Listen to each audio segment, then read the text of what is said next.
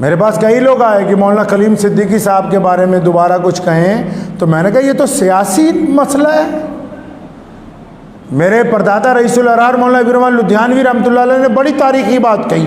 सन 1929 में जब अंग्रेज़ की तरफ से कादियानियत का जोर बढ़ा, कई मौलवियों ने कहा ये ख़त्म नबूवत का मसला दीनी है। फरमाया दीनी सिर्फ इस लिहाज से है कि ये झूठी नबूवत का ऐलान करता है, लेकिन ये मसला सियासी है।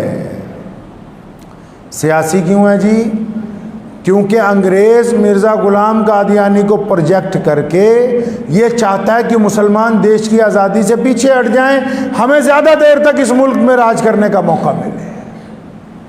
फरमाया जब तक इसको सियासी ताकत से जवाब नहीं देंगे मसला हल नहीं होगा।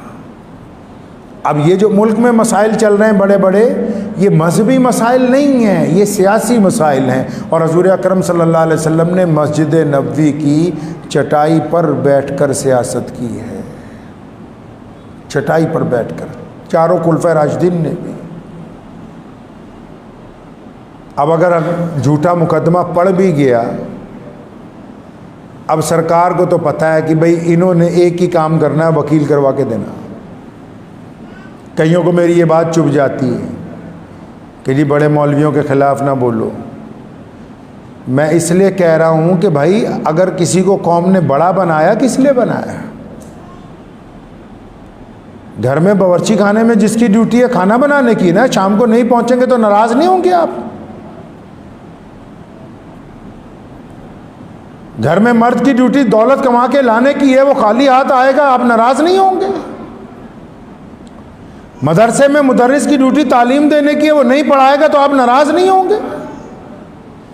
इमाम की जिम्मेदारी वक्त पे नमाज अदा करने की, वो नमाज नहीं पढ़ाएगा तो आप क्या नाराज नहीं होते? पुलिस का काम लॉ एंड ऑर्डर को मेंटेन करना है, वो नहीं करते तो क्या आप हुकूमत से नाराज नहीं होते? अगर हर आदमी अपनी जिम्मेदारी अदा कर रहा है तो ये जिनको बड़े मौलवी बनाया, क्या सिर्फ जलसों में इनको जुब्बे पहना के मुसाफिर करने के लिए बनाया? इनको हमारा तमाशा देखने के लिए बनाया? इसलिए करोड़ों रुपए की गाड़ियां खरीद के दी हैं इनको कि जब हम पर मुसीबत आए तो तुम चुप होके बैठ जाना अपने घर में? इसलिए बनाया है क्या?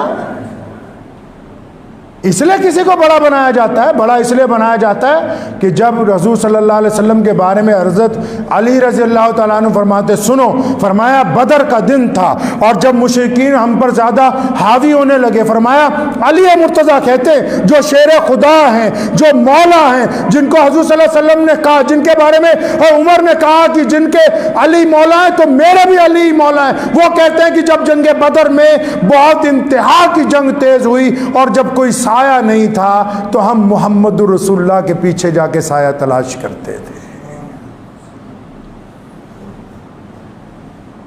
तो किस लिए बनाया? किसी को बड़ा किस लिए बनाया? घर में बाप क्यों हुआ? ताकि बच्चे उसके साए में पलेंगे। हैं जी? हमने एमपी एमएलए क्यों बनाए? ताकि वो हमारी क़यादत करेंगे, वो हमारी जुबान बोलेंगे जाके पार्लियामेंट में, वो हमारी बातें पार्लियामेंट तक पहुंचाएंगे, वहां जाके बताएंगे कि हमारे साथ जुल्म हुआ है, ज्यादती हुई है, क्या बात हुई, वो कहेंगे अपनी जुबान से।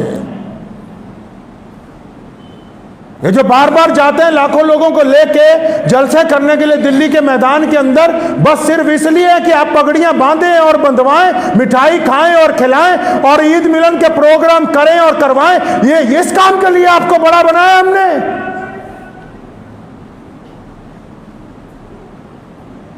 कि हमारी जब बेबसी हो तो उसका तमाशा जब पूरी अकवाम देखें तो आप भी एक तरफ बैठ के कहें कि हमने तो एक प्रेस नोट जारी कर दिया। बस प्रेस नोट अगर जारी करने का मसला है, फिर उसके लिए तो 2 सेक्रेटरी रख लिए जाए, पूरी कौम रख ले 2 बंदों को, ये प्रेस नोट निकाल दिया करें टाइम के ऊपर।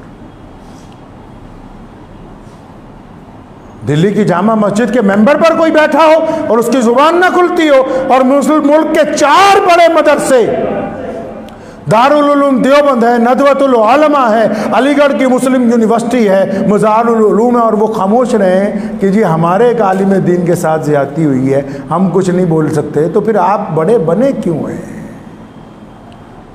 कोई आपके बगैर ऐसा तो नहीं कि कौम नहीं चलेगी, ऐसा भी नहीं है। मैं नहीं रहूँगा तब भी मस्जिद आबाद रहेगी।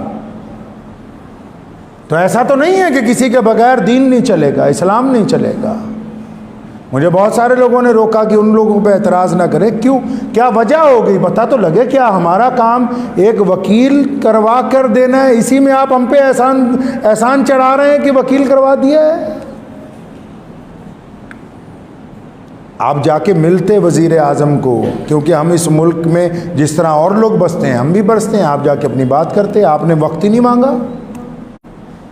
आप यूपी के वज़ीर आला को मिलते, जाके अपनी बात तो रखते, आपने वक्त ही नहीं मांगा।